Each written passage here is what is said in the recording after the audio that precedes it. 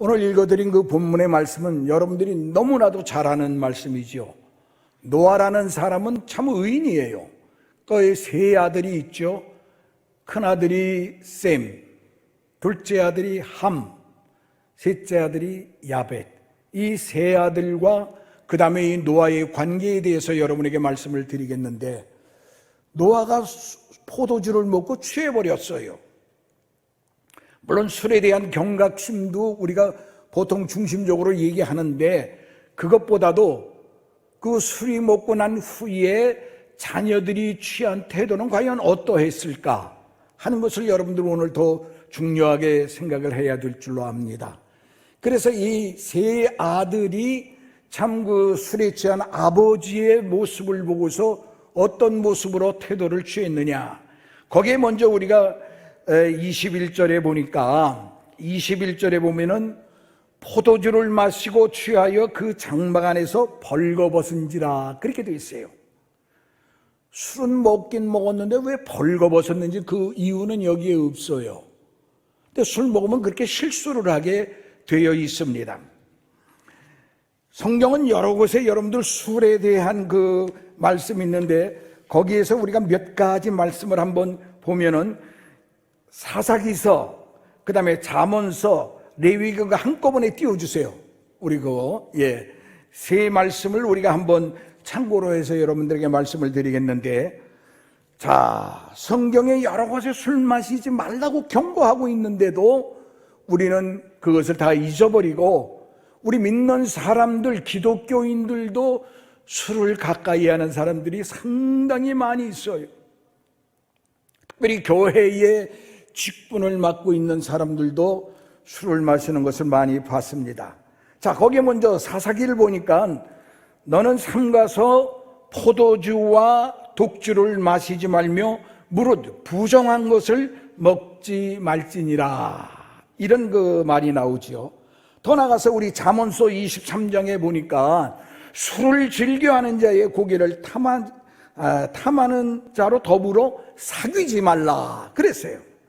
술 취하고 탐심하는 자는 가난하게 하여질 것이요, 가난이 몰려온다는 얘기예요. 술로 인해서, 우리 술로 인해서 배가 망신하는 그런 사례를 얼마나 많이 봤습니까? 그리고 레위기에 보니까는 포도주나 독주를 마시지 말아서 너희 사망을 면하라. 포도주, 술로 인하여서 죽음도 우리에게 찾아올 수 있다 하는 것을 우리에게 경고하고 있는 그런 말씀입니다. 그것뿐만이 아니라 잠언서에 보더라도 독주는 죽게 된 자에게, 포도주는 마음에 근심하는 자에게 줄지어다 라고 이렇게 하나님께서 우리에게 말씀을 했습니다. 우리가 보면은 포도주는 마침내 우리가 잠언서 23장 31절에 보니까 포도주는 마침내 뱀같이 물 것이요 독사같이 쏠 것이라, 이런 말을 또 했어요. 그래서 우리가 유명한 미국의 16대 대통령 하면 링컨을 우리가 듭니다. 그 링컨은 뭐라고 얘기했냐? 술은 인류의 사회의 암으로 사회의 활기를 잠식하고 사회를 파괴하기 위해서 벼르고 있는 암이다. 노예 해방을 시킨 유명한 대통령이 술에 대한 언급을 한 겁니다. 또 사회개혁자 운동에 앞장섰던 어떤 학자는 술은 극도의 범죄적 암살자다, 이런 말을 했어요. 얼마나 무서운 말입니까? 술이 좋은 점이 한 가지라면 나쁜 점은 99가지가 돼요. 이건 암연구재단에서 보고한 내용입니다. 술이라는 것은 구강암, 입이죠. 또 인후암, 식도암, 이런 위험을 증가시킨다는 확실한 증거를 발표했습니다. 담배는 어떻습니까, 여러분들? 담배의 연기 속에는 4,000여 가지가 넘는 그런 독성화학 물질이 들어있는데 거기서 몇 가지 여러분들 혹시 알고 있는 사람, 모르고 있는 사람 위해서 한번 얘기를 해보지요.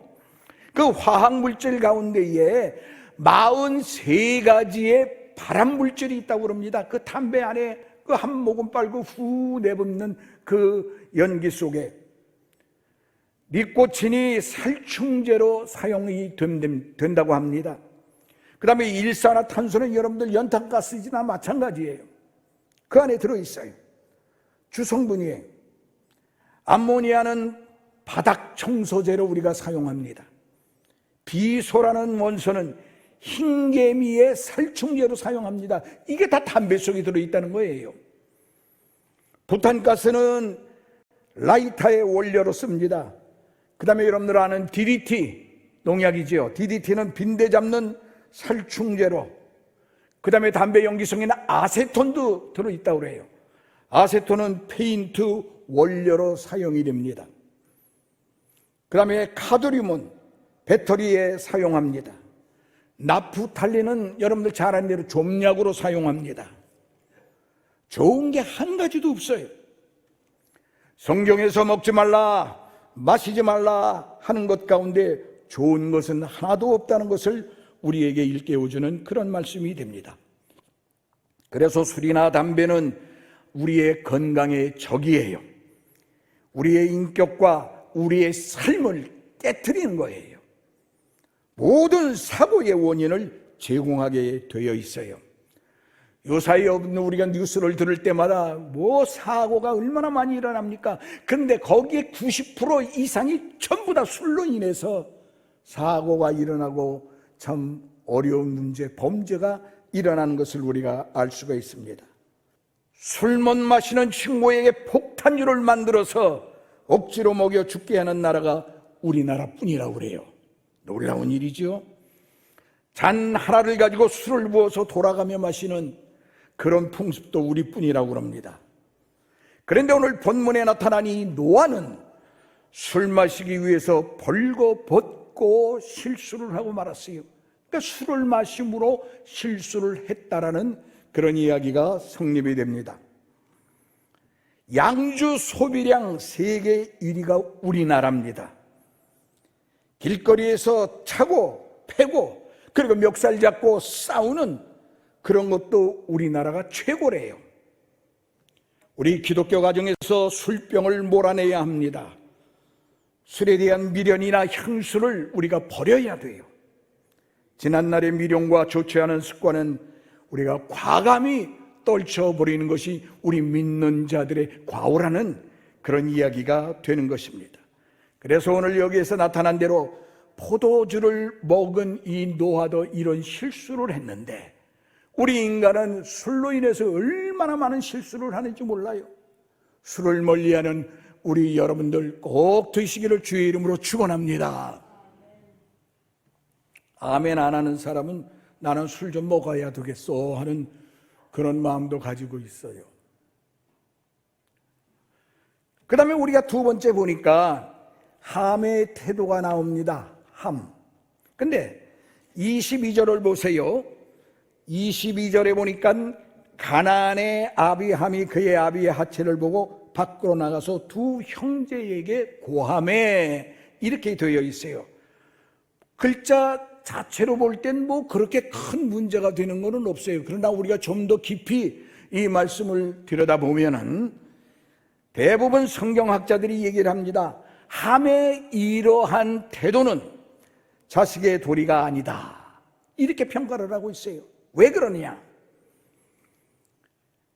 함은 아버지의 수치를 보고 호기심으로 즐겼다는 것입니다. 더 중요한 것은 형제에게 고한 것인데 여기에 고한다라는 이 뜻을 원어를 잘 살펴보면은 여기에는 고자질했다, 공개했다, 알려줬다, 떠벌렸다 이런 내용이 그 뜻입니다. 여기에 고했다라는 것이. 그래서 이 함은 두 가지의 잘못을 저질렀는데 하나는 먼저 불효했다라는 것입니다. 우리의 부모는 자식의 온갖 허물을 다 덮고 기억하지도 않습니다. 그런데 이 함은 아버지의 실수를 떠벌리며 고자질했다는 거예요. 출애굽기 20장 12절의 말씀을 보세요. 내 부모를 즐겁게 하며 너 낳은 어미를 기쁘게 하라, 이렇게 얘기했어요. 우리가 가정의 달에 다시 한번 우리의 부모를 생각할 수 있는 그런 날이라고 볼 수가 있습니다. 더 나아가서 에베소 6장 1절에도 보니까 바울은 자녀들아, 자녀들이 너희 부모를 주 안에서 순종하라, 이것이 옳으니라, 이런 말을 했습니다. 우리가 잘 아는 십계명의 경우도 마찬가지요.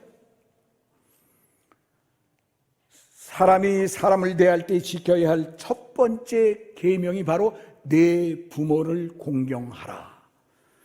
함께 사는 부부도 소중하고 피를 나눈 형제도 귀합니다. 그러나 우리를 낳아주시고 생명과 피를 나눠주시고 길러주신 부모님이야말로 가장 소중한 분이 아닐 수가 없지요.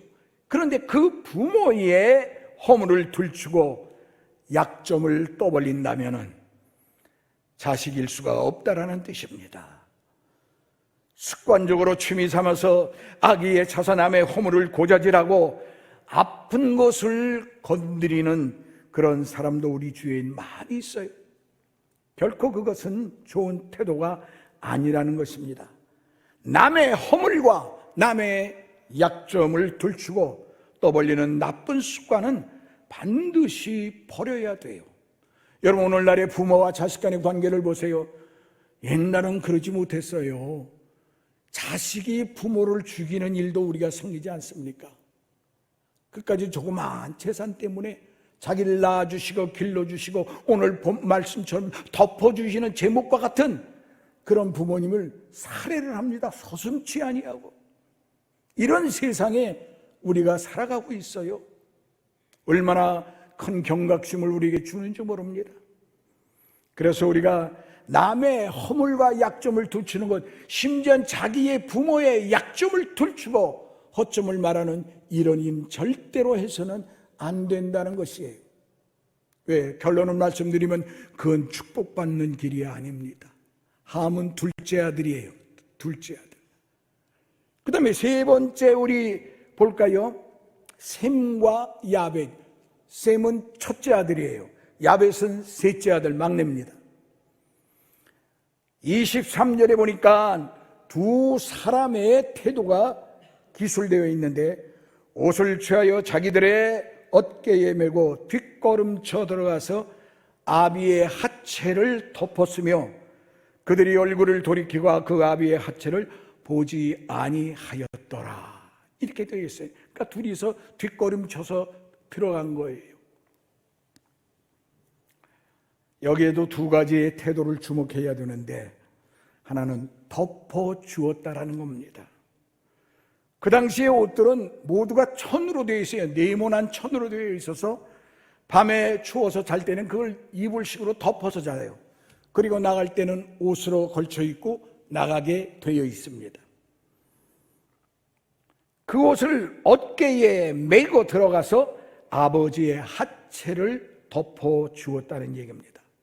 여러분, 우리가 잘 아는 대로 창세기 3장에 보면 아담과 하와가 참 선악과를 따먹고 나서 벌거벗은 수치를 발견하면서 어쩔 줄 몰라 할 때에 하나님께서 그들에게 가죽옷을 지어 입힌 것을 우리는 압니다. 가죽으로 옷을 만들어 입혀 주셨다고 그랬어요. 하나님도 덮어주시고 입혀주시는 분입니다. 시편 제85편 2절에 보여요. 주의 백성의 죄악을 사하시고 저희 모든 죄를 덮으셨나이다 그랬어요. 더 나아가서 시편 91편 4절에 보세요. 저가 너를 그 깃으로 덮으시리니, 이런 말이 나옵니다. 다른 사람의 허물을 들추고 드러내고 떠벌리는 사람이 있고, 반대로 감싸주고 덮어주는 그런 사람이 우리 주위에도 있습니다.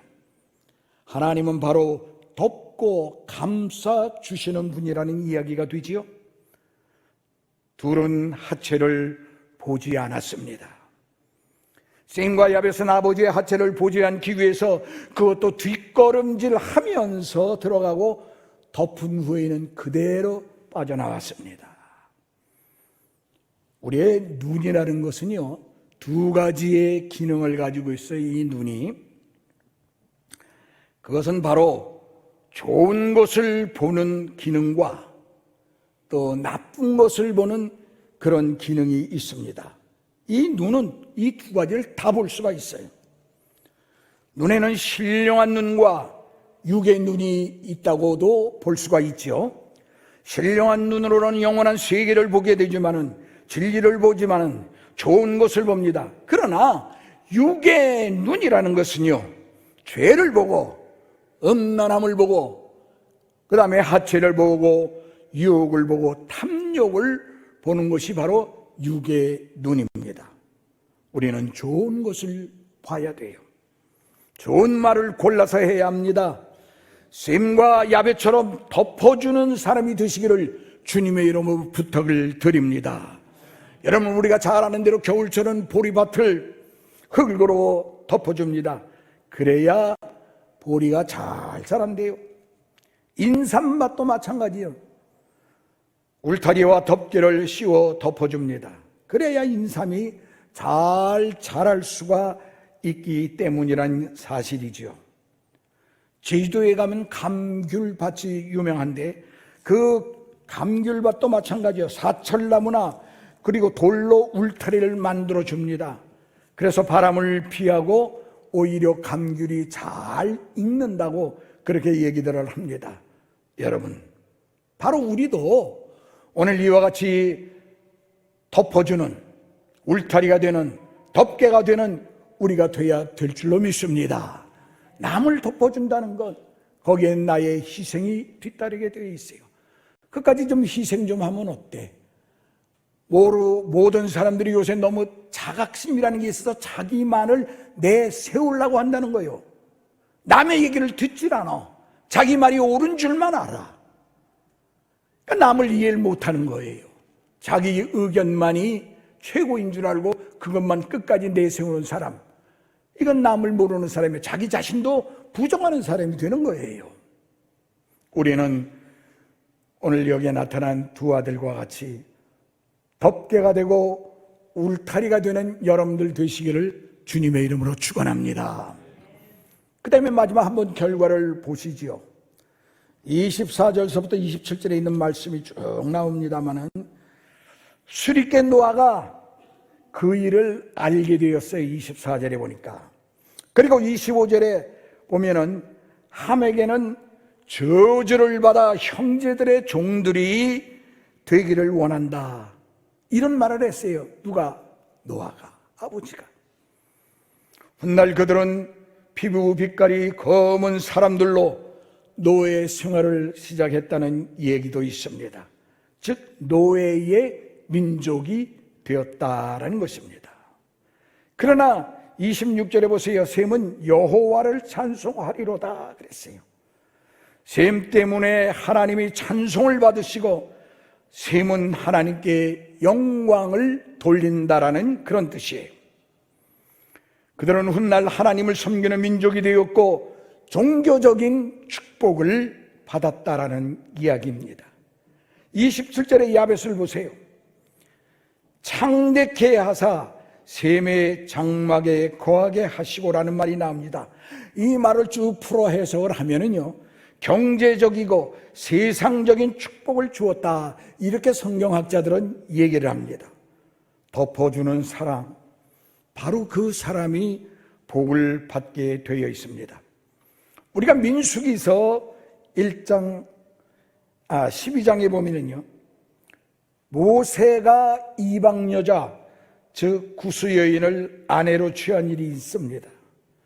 이 사건을 앞에 놓고요, 형인 아론과 누이 미리암이 얼마나 비난하기 시작했는지 몰라요. 우리가 도덕적으로 윤리적으로 볼 때도 비난을 받아야 마땅한 이야기지요. 당연히 비난받아야 되지요. 그런데 여호와께서 그들의 비난을 들으셨다고 그랬어요. 그 비난 때문에 미리암은 나병에 걸려 살이 반이나 썩어 죽게 된 것을 우리는 알 수가 있습니다. 여러분들, 가정이라는 것이 무엇입니까? 특별히 우리가 가정의 달에서 가정의 소중함을 지금은 다 잊어버리고 살아가요. 가정의 소중함을 잊어버리고 살아가요. 한 집안 식구끼리 둘러앉아서 오손도손 성경 이야기를 해가면서 그날 받은 은혜를 서로 간증하는 기쁨이 있어야 되는 것이 사실 오늘날의 가정인데 그렇지 않잖아요. 각기 떨어져서 살다 보니까는 자기의 삶을 우선적으로 두다 보니까 부모를 잊어버리지 않아요. 자녀들 여러분들이 다 있는데 자녀들이 부모를 1년에 몇 번씩 옵니까? 저도 마찬가지예요.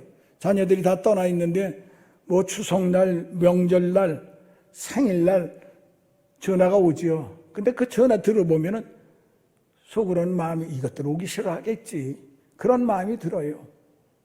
그래서 야야 오지 마. 뭐 요새 바쁜데 뭐하러 오냐. 니들 바쁜데 안 와도 돼. 괜찮아. 그렇지만 속에 한 마음은 소분한 마음이 들잖아요. 그럼 돈이나 몇 푼 이제 붙여주고 그렇게 많은 경우가 상당히 많이 있어요, 여러분들. 점점 심합니다, 여러분들. 그게 우리의 가정에 대한, 우리가 이 하나님 말씀을 듣는 이 교회에서 목사님의 그 말씀을 듣는 가정에서 우리가 그 가정이 무엇인지 깨닫지 못하면요, 알 길이 없어요. 깨달을 길이 없다라는 얘기지요.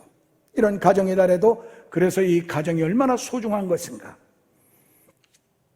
비바람을 피하고 가족이 함께 모여 사랑을 나누는 공동체가 오늘날의 가정입니다. 그래서 가정은 서로 덮어주고 상처를 싸매주는 것이 되어야 합니다. 교회도 마찬가지예요. 세상에서 받지 못한 위로가 있고 세상에서 듣지 못한 격려가 있는 것이고 세상에서 겪지 못한 치유와 사랑이 있는 것이 바로 오늘날의 교회인 것입니다. 자, 보세요.